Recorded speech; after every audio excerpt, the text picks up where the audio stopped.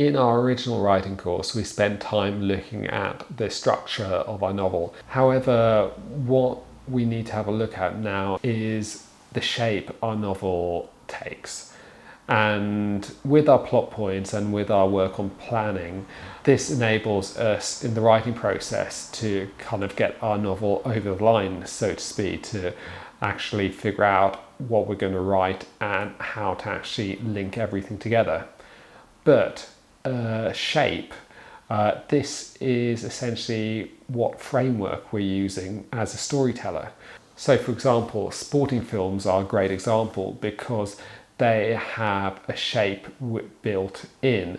So you normally have a big event you're leading up to, then you've got the trials, then you've got the qualifying rounds, then you've got the final. Sporting stories, love them or hate them, have this really understandable framework that you can actually craft your story within. You can add in your character details, your character backstories, and this framework can be applied to a whole other series of genres as well. In our original writing course, we used the example of Us by David Nicholls.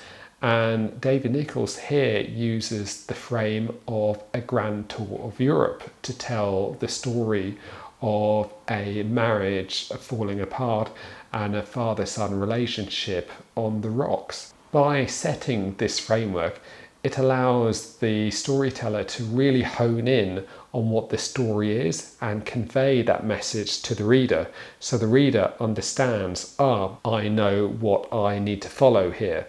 And within that framework, then the author then can actually add in all the backstory of the character, add in all the emotional moments, add in all the character development as well. And it creates something that's really easy to understand. Another example would be biopics and how biopics are done.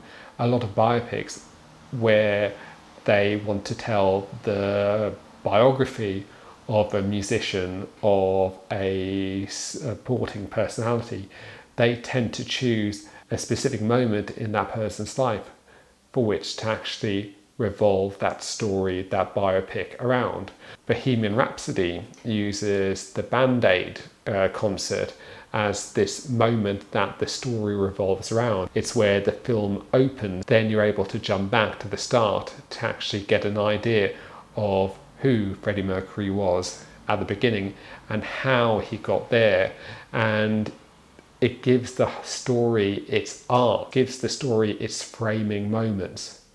So consider your novel and really focus on what framework you're using for your story that the reader can follow, so it doesn't turn out to be just a series of anecdotes. And when it comes to the opening of your novel, you can encapsulate that framework within that opening, so the reader has an idea of what story you'll be telling, and then you as a writer can weave all your themes and all your characterization and all your backstory around that framework and that shape.